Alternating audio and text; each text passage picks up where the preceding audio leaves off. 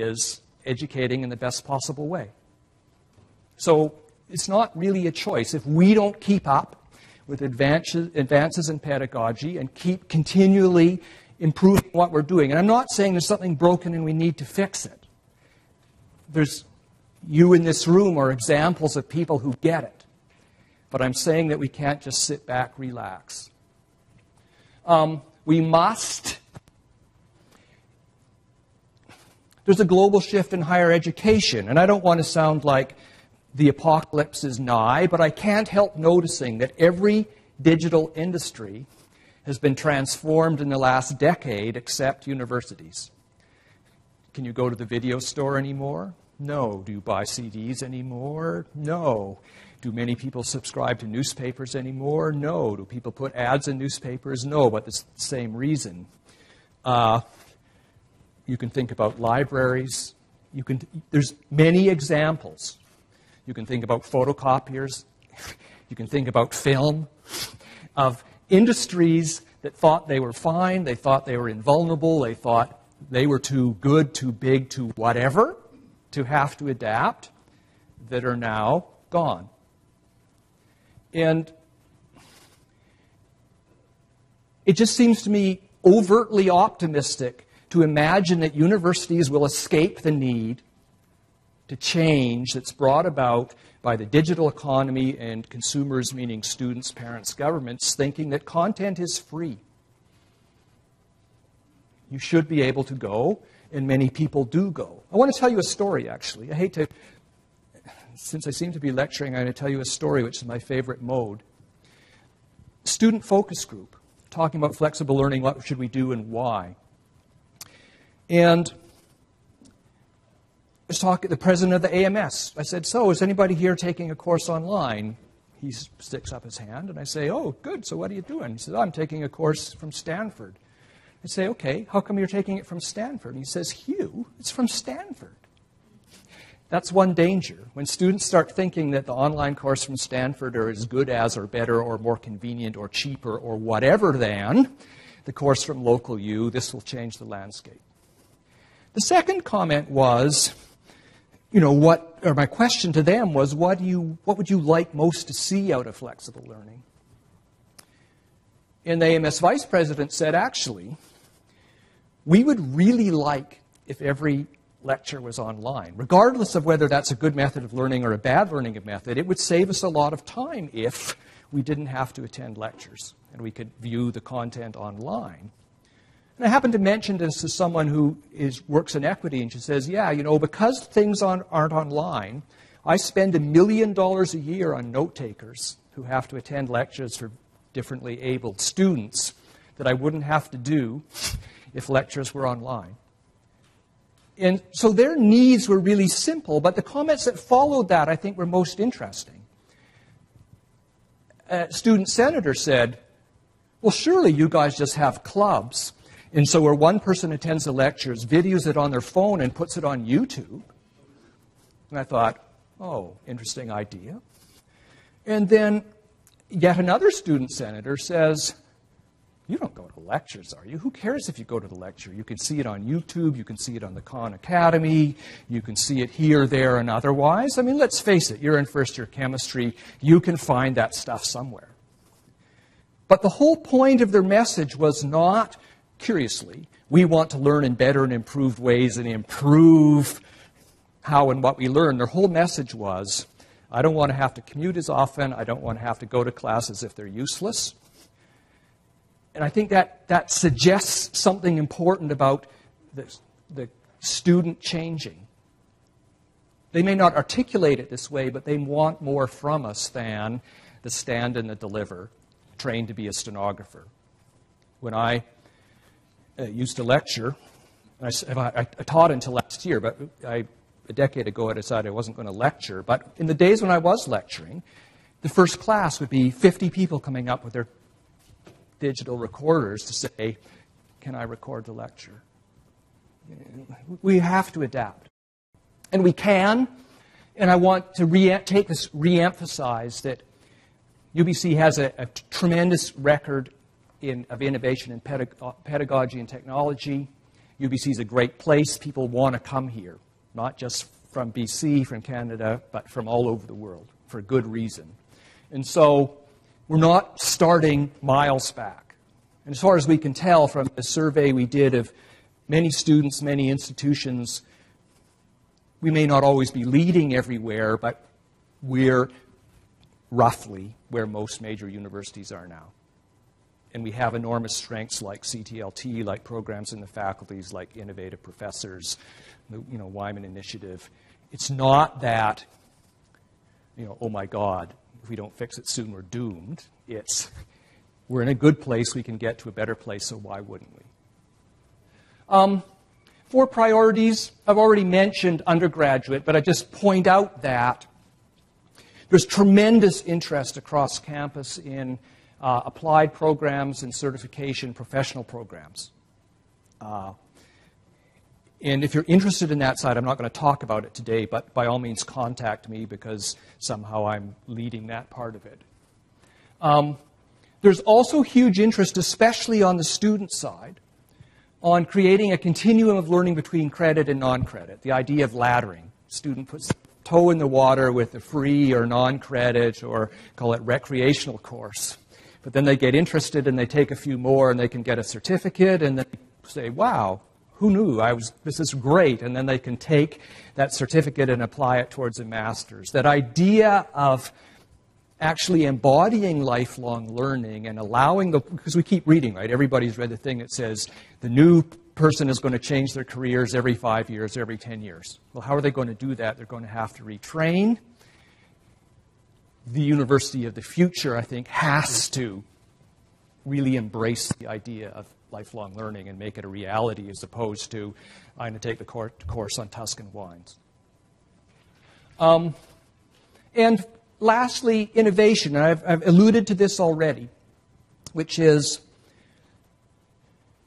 like everything, every generation thinks it's got all the answers. They've got their last group to learn and decide. A French philosopher just before the revolution said, we owe the ancients a great deal for having made all possible errors so that now, we know what to do. We will make the same mistake. To avoid that mistake, we have to innovate. We have to try things out without knowing in advance what's going to work, what's not going to work, how well it's going to work. We don't want to put all our eggs in the innovation basket, but we have to put some eggs there. Okay, once again, I'm going to stop there. If I haven't generated some questions by now, I'm failing. Yes? Touchy question. No, good for it. If you happen to be in a department that isn't very flexible in the first place, and you happen to be one who is absolutely passionate about flexible learning, blended learning, online learning, how can an individual instructor work with a rigid department to, if I'm ready to go, but the department isn't? What would you recommend to me? What I would recommend, I think this is the value of networks, so you don't feel so isolated and alone and unsupported. That even if your department, and I'm a zoologist, I'm a scientist, and just to comment on the Carl Wyman Science Education Initiative, 5 years, lots of money, roughly 25% uptake, including some departments that went all that way to other departments that have gone zero. They just said, go away and leave us alone. So I know what it's like to be in a department that, I'm not in such a department, but it's a mixed department. Uptake has been very, very variable. So it's real. But in a moment, I'm going to talk about how we're supporting it. And my answer is some projects are supported by deans, some are by departments, some by individual instructors. And we're deliberately doing that because people at the top tend to fantasize that they understand what's happening at the bottom. They're usually wrong. The antidote to that is to have people at the bottom saying, wow, look at this opportunity. Because if we don't capture that, again, we've completely flunked. But by all means, contact me. One of my jobs is to figure out how to open doors that are shut, how to create opportunities instead of problems. Now, someone gave me a little plaque on some other job I had. It's a quotation by Ralph Waldo Emerson, and it's a little block of steel, and it says, "Every wall is a door." Actually, it turns out that one of my utilities is figuring out where the door is. Sometimes the door is a tunnel underneath the wall, or a ladder over the top, or a way to go around the wall. But really, just contact me. Okay. Yes, please. Thanks. Might sound a bit facetious, but No. Is there any evidence suggesting why this is something we should and must be doing? Maybe if someone is reluctant to get into flexible learning. Yeah. I hear a lot of, we think this is the right way or this should be the way to do, but Yeah. I haven't heard much concrete evidence. I'm going to punt this to Simon right away because... Can I ask you to cue the slide? Oh, yes, certainly. There we go. This is the best use of the slides. And Angela Redish and I went to the science faculty, and we just got walked up one side and down the other. Show us that evidence. So we said, Simon, help us. And amazingly enough, why are we doing this? Well, thank you. He was not set up. I did not pay him to do this. And so that is the key question. Why should you believe any of this anyway? And we haven't obviously tried to list the many, many, many hundreds of studies. We're just cherry picking from here, but these should get you into the literature. Blended learning is not a new idea. The antique, the early 90s version would be, is television and film a useful way to improve learning? Anyway, the short answer is that where the right kinds of studies that have been done, with the right kinds of controls, the right kinds of assessment tools, agreed on learning outcomes, and those studies are perfect, and so there's aggregated results as well. But where you can interpret the data with confidence, it is clear that there are better learning outcomes in blended learning either than online, or fully face-to-face. And again, we'll let you read this off the slides. The second really important idea is that we surveyed 5,000 or so students from all over the world, of all ages, all demographics, just saying, hey, what do you want? And this is a different measure, of course. It's not the answer to your question, how do we know it works better? But what we know is that, roughly speaking, 65% of learners, of the people who answered, and were completely independent of age and demographic, preferred blended learning over online or face-to-face. So there's good evidence that it works better. I don't know how good this evidence is, but it's a statistically significant sample from subdivided into geographic regions that students wanted. As a curiosity, the most backward place in the world, from students' point of view, the least, let's say, responsive to flexible learning, happens to be students from BC. They're more conservative than students from Canada, much more conservative than students from the States, and also from China and India and Europe. So for some reason, something happens at the Rockies, and also something happens at the 49th parallel. But even those students who are, let's say, dubious about the benefits, believe that their best learning experiences by far are blended.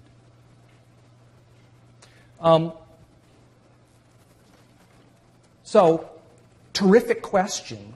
And because the literature is so extensive, the answer is to use this as a lever, and maybe this is something CTLT or Simon could do, is basically prepare the one page. If you have to read something about blended learning, here's some things to start with. I'm a fruit fly geneticist, not a pedagogy expert, although I love teaching. But call it studying teaching and learning methods, and I'm not an expert. Is that okay? Or I guess maybe a quick follow-up. Yeah, please. Yeah. Were retention rates included in this survey? In which survey? The ones that were done by UBC, the proprietary one that's mentioned there. We didn't really ask that question. I mean, in any online survey, you more or less have to take the results at face value. But it's an indication of what the consumer wants. But an interesting comment is that university-age students currently enrolled in universities were the most conservative. The people who desperately want this are working, have families, are in isolated parts of BC, because this is their only choice. They can't. Well, it's very difficult for them to quit their job, move to town, find a new place, look after their family in a traditional model.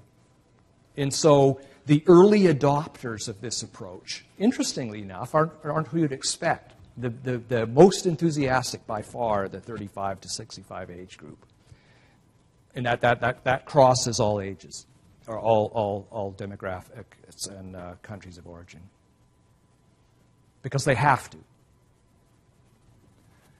Other questions? I'm sure I know they're out there. Yeah.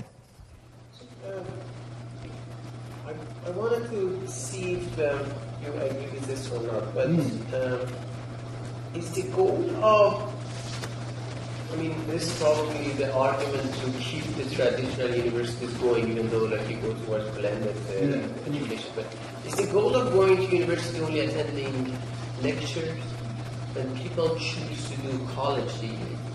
Is it just to go to lectures? Or do you think that this environment of UBC, at least some, like, at least we claim that we are a world stage institution, is this something that you would not get out of, like, flexible learning? I mean, I'm just arguing for the for traditional education, even though I'm not against.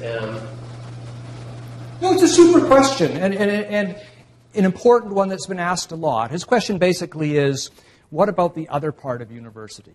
And as usual, I'm going to answer it with an anecdote first. Most of my relatives have kids who are just about to go into university or are now in university. They're remarkably blasé about they don't care what their kid takes. They don't really care where their kid goes. What they want is the kid to grow up, leave home, meet people, have some experiences, see the world. It's absolutely fine. In essence, that's absolutely crucial. And this would be a very sad university if what people learned outside classes wasn't at least as important as what they learn inside classes. That's one flavor of answer. The second flavor of answer is that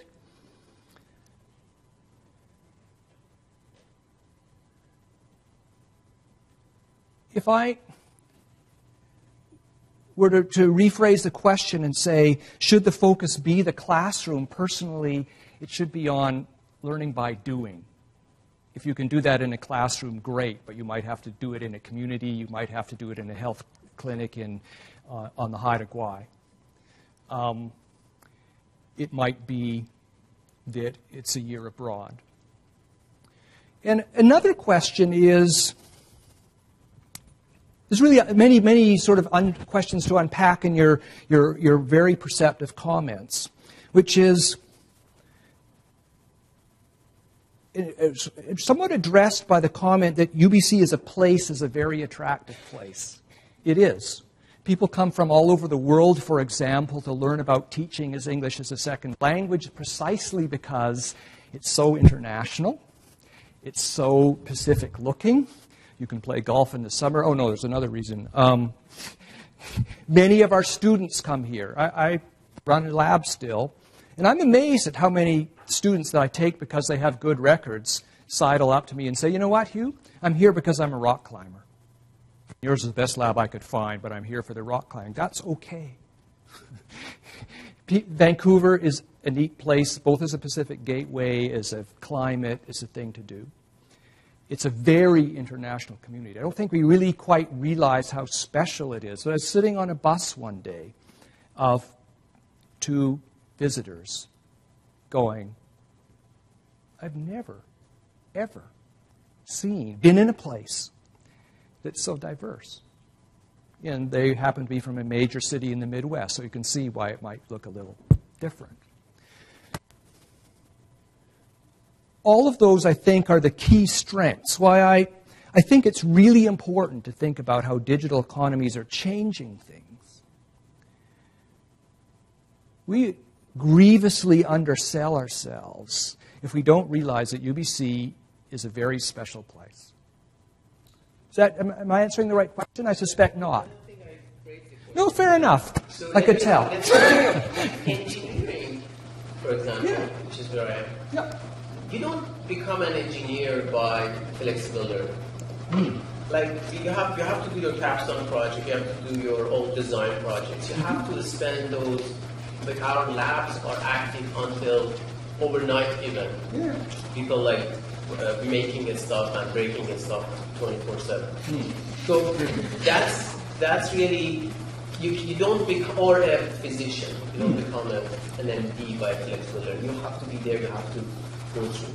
Now, at least these are my experiences. I don't know about social sciences, but if the students have to be here for all of those parts of the education that you can't do outside the university, and if we just give them a way to basically not go to the lectures, basically because you at the beginning you said the philosophy of UBC is that you want to do flexible teaching to improve the student experience of undergraduates. So you're not necessarily promoting that idea that UBC has a global initiative of expanding knowledge and education to everyone in the world. We are doing this for our students. If we are doing this for our students, and if our students are really, I think, most benefit from being here, why do we give them tools to not go to lectures? Exactly, and that's really what the students are arguing. The students are arguing that if you can only give us one thing, save us from going to lectures, the implication is that lectures are useless. But that's another story. But let me confirm your story. The president came back from Davos with a great story from the president of MIT. And he said, how did we get into flexible learning? Well, MIT has a culture where student projects are where you actually learn, where you make friends, make networks, get out in the community. And the consequence was students stopped coming to lectures. And the deans and the department heads came along to the president and said, we've got to figure out a way to make students come to lectures. And he said, what's your problem? You're telling them that the most important part of their experience is learning by doing, and that's what they're doing. So what exactly problem are you trying to solve? And he said, don't try to make them come to lectures. That won't work. Just put stuff online so they can look at it when they need to. But here's the data point. Because they can see when students are logging on to the information system, the prime time for students logging on to look at lecture material was 2 a.m. So even when they don't have to go to lectures, it says you look at the lecture when you're barely awake because they're voting with their feet. So to me, flexible learning is absolute, learning period is about learn by doing. I'm going to tell you another stupid example. If, for example, I want to learn to play the piano, do I sit and listen to piano players? Do I go to concerts? Well, I might do that because I like it, but no. I sit down in front of a piano and the teacher says, do this. Watch me and do this. And you sit down and you watch and she says, no, you need to keep your wrist up, blah, blah, blah.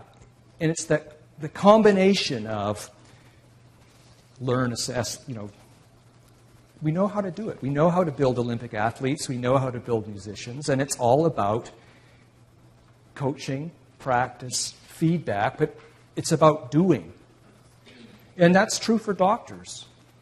The last thing I want to have is wake up from the anesthesia and see some guy with a book in his hand saying, now what do I do? But yeah, you're absolutely right. And so when a bit earlier,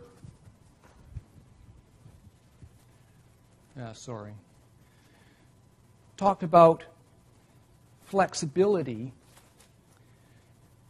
Oh, no, that was it. and pace of learning, etc. If we accept my assumption that content becomes free, that learning by doing is the way everybody learns, right? You go to a job, and what do? They say, you're going to job shadow Martha. You know, in the British parlance, it was the sit by Ethel method. You sit by Ethel, and then you watch her. She watches you doing, then you do, and you ask her for questions. At one level, we get it. But what we don't have is we haven't broken out of the, to use George Bernard Shaw's model, that education is not the filling of a pail, but the lighting of a fire. We still think, and let's say departments who don't get it still think, well, I'd like to do this new stuff, but I can't because we have to cover the curriculum. And what does that mean? It means, in my own field, you have to start with Mendel because you can't possibly throw Mendel out. You know, forget that now once you know how DNA works, it doesn't matter about Mendel. It's nice to know, but it's not important. So that's my own sense. The reason I stopped lecturing a decade ago is it doesn't work. You know, learning by doing works. Yeah. Well, in defense of the lecture, I think a lot of us do like lectures. I know. You know, and maybe those people aren't answering the survey. You know, maybe the complainers are the ones answering the survey. And I think that to use the expertise of the instructors, some of the expertise is going to be lectures. But my question is, in support of coaching and doing, how much is going to be supported here in implementing blended learning for faculty? Because I know, like, in education, I'm in the teachers training program, and there is zero. Like, I've gotten zero instruction on blended learning, and fair enough. You know, it's like the culture of learning by doing exists, but it's not good to say, here it is, now do it yourself, when you have no clue how to do it. Yeah, no, fair enough. And so thank you for providing me a chance to talk about this stuff very briefly. I mentioned in response to a previous question that we're setting up ways to attract people from the ground up and from the top down. There's going to be a lot of central funding, both for learning technology and information technology support, and both faculties and Central will be collaborating the best way to figure out how to support individuals, faculty members, departments, programs in general. And I think our mode is, we called for proposals a few weeks ago. We only gave people 2 weeks, said, you know, if you want to start something, write us a letter of intent. We got 63 of them. I'd say 40 are well on the way as a minimum, and that's just barely touching it. As people get more aware of this and more aware of the support, the floodgates are going to open. But I think the real issues here are that we see that these are the kinds of things we have to help you with. Proposal development. For the person who has no idea where they're starting from, it's hard to say where I want to get. So we'll absolutely help you with suggestions about where you might want to go, why you might want to do this for your course or program as opposed to that. This requires many changes to approach. And we can connect you with the literature, with working examples, classes you can go to and see it in operation with people who've done it. Big deal. Because this is a university, the underlying question is, how do we know what we're doing is working? And again, not many people think about that. They're so happy that they didn't crash their course, it's hard to ask the question, did I do it as well as possible? What worked well in my course? What could be better? What really is not so good at all? In figuring out how to, and not just the measure of student happiness, which we tend to settle for, but I set in with the following outcomes. Which did I achieve? Why?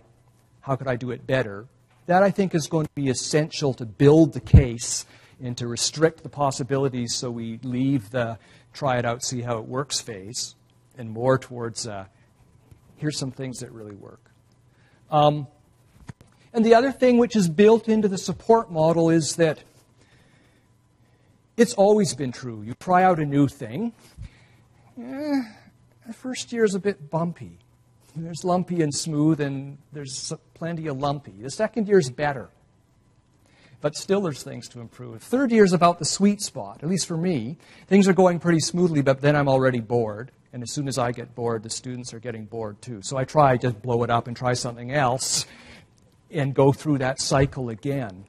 But long-term support is built into the support model. Yes, we'll help you build it. Yes, you will try it and we'll see how it worked. And then when we see the answer, then we'll support you to tinker, swap in bits, swap out bits. And so we get it. We get that it's a massive investment of both your time, energy, and enthusiasm when you've got many competing demands. And we get that we absolutely have to provide support in departments, faculties, and centrally, and all those supports have to work together. So that, I kind of think the role for my own office is to be a kind of concierge. The person who wants to start needs to be able to go, okay, help me. What do I do? Because if we don't do that, you'll wander around the system doing the standard bureaucratic thing. Oh, sorry, you waited in line 2 hours, but this is the wrong wicket. You don't want to talk to me, it's someone else. We have to make this transparent, obvious, embedded where you're doing it, or we flop. You'll notice I'm identifying quite a few things we really have to do or we're wasting our time.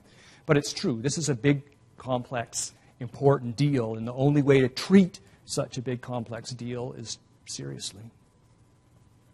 All right. Yes? I'm just wondering... Go ahead. Would it be possible to go back to that slide you had with a handful of studies or something, the efficacy of the blended learning? I'm just wondering if you could say a few more words about this phrase, blended learning, because I don't know, I feel almost that we're at times in danger of getting like stat washed or something. I mean, how would you define blended learning? I mean, so if we look at some studies saying blended learning is more effective than online or face-to-face learning, would blended learning, would that qualify if I, say, used email in my course? Would that qualify as incorporating blended learning as opposed to purely face-to-face? And how do we actually define it? What are we talking about? You would probably carefully not to define it, because I would say what you just said is technology could enrich the lecture. But frankly, you could do blended learning with a textbook. I think the idea is the student, the primary goal of the class time, the face-to-face time, isn't content transfer. It's doing, practicing, learning, trying things out. It may be a tutorial. It may be that the online component has identified that for whatever reason, nobody got the Boltzmann constant, and we have to do more on that. And therefore...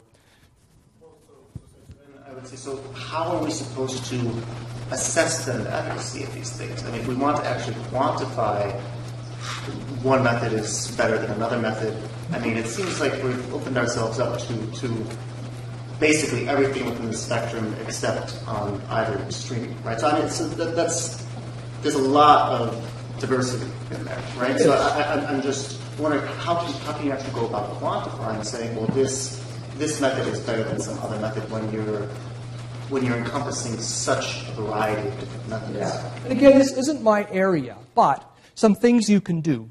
You can build, and I think you have to build, ideally, assessing how you're doing into the design. If you do something and don't know where the baseline is and don't know where you ended up after you introduce the changes, then what can you say except it felt different and the student liked it or I liked it or some similar true but not very helpful statement. But there's all kinds of ways you can backfill as well. And you can keep track of the questions students are asking. You obviously have to keep the records from before you change and after you change, but that's already interesting. You can find out how students do on different parts of the exam. I always build my exams to, let's say, make it possible for the rote learners to at least get something, make it possible for more adventurous learners to show that they got somewhere, and also stuff that's going to challenge the very best students. And it's really interesting over the year. I mean, that was my first sign to me, is that questions that, my field's developmental biology, and lots of it hasn't really changed a whole lot. Many bits have, but there's some questions I asked in 1982 that I can still ask now. The performance on those questions as I change teaching methods is a huge indicator from nobody got this question, or the one best, the star student got the question, to 80% of the students go, what's the problem here? It's huge. So it's not easy. In fact, it's really hard to do it accurately, well, and it's really hard to do without control groups. In other words, but that's a fake too, because different professors, different standards, different rules, different cohort of students. The sort of scientific method thing is sort of true, but remarkably variable. And yet the people who think about this stuff are getting better at assessing. But rough answer, you have to know what you're trying to do before you can assess it. And you have to have a method for knowing whether you did what you were trying to do. And so I think that's where, let's say, many earlier studies and much of the earlier evidence is much less good than it could be, because the metric they used for assessing success isn't necessarily that accurate or that reflective of the student experience. So it's a non-trivial problem. Is that fair, Simon? But yeah, it's a great question. In some ways, that's the bit that, I don't say keeps me up nights, but I can see how we can do new things. That's a doable problem. Demonstrating for sure that it's really better, replicating it over different courses, instructors, fields. Much more difficult. But I think those things are starting to emerge, or at least we can make some pretty good guesses, even if we can't nail it to the ground. I haven't forgotten, yes. I'd like to know what your thoughts are on the role of teaching assistants within this model. Face-to-face time with students is a really valuable and meaningful part of being a TA, especially for grad students that want to go on to become professors. Yep. My fear is that this shift in the way we are asking students to learn could end up with teaching assistants parked in front of a computer only marking papers and quizzes and exams, and that we would lose that face-to-face interaction. Gee, I have to say my fear is we'll run out of people who can be TAs. Because if you're in a large class, like imagine a first-year physics class, and you have a flipped classroom and you're trying to do an interactive experiences, group discussions with 300 kids, even if you're really well organized, you can't get around to them. So in fact, I would say that as you move content online, do they know the content? Can they manipulate it? Can they use it online? That can all be done by machines. And what the kinds of questions we can, and abilities we can assess is, we're not at the top of the Bloom's taxonomy yet, but we're moving up from the, do you know the molecular weight of cobalt question. And so, I think that for this to really work, frankly, the opposite to you. We are going to have to adopt, like many liberal arts colleges have in the U.S., undergraduate TAs. Because we all know you learn by doing. I never really understood my own subject until I had to teach it. And then all the things I sort of thought I knew, oops, I didn't really know. And so undergraduate students will learn better if they're teaching their peers. And, as you already pointed out, at least from the science department, TAs are absolutely the bedrock of the course experience. For most people, the TA is the course. Yes, there's that guy at the front. Yes, sometimes they come by and ask for this or that. But when they think biology, whatever, they think Mary and Say and Farnas. They don't think Dr. Brock. And that's correct. That's where the interaction occurs. And so, And it's kind of why I think that this is not about saving money. It's not easier. It's where you spend the time will be different. And another way to put that, I mean, a great example of a field that's way ahead of us is medicine and problem-based learning, where lectures haven't been abolished in the first 2 years of medical school, but most of the learning is problem-based, case-based learning. Well, there's 8-person groups. They now admit 288 med students a year. 8-person groups, oops, we need whatever 288 divided by 8 is, but a lot of people, and they meet 5 times a week. And so, and I'd say something else as well. The challenge, I think,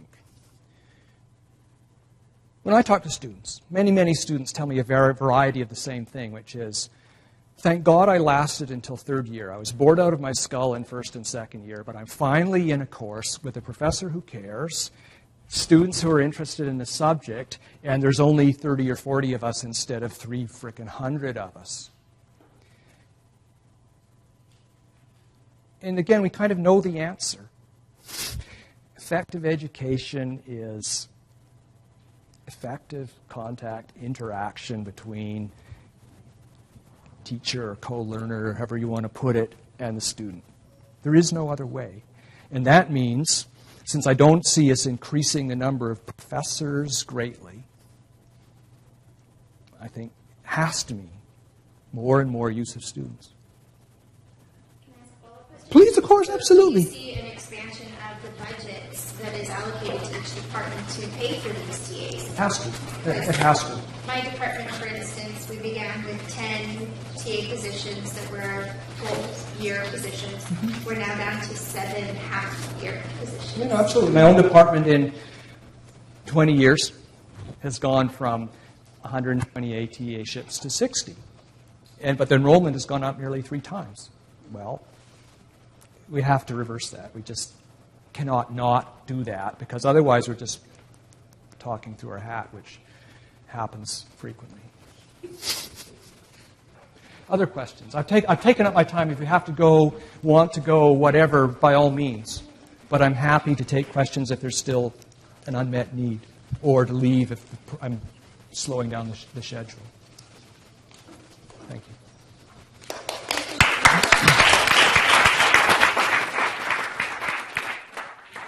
And thank you all for coming. After all, you're the reason I'm here, not the other way around.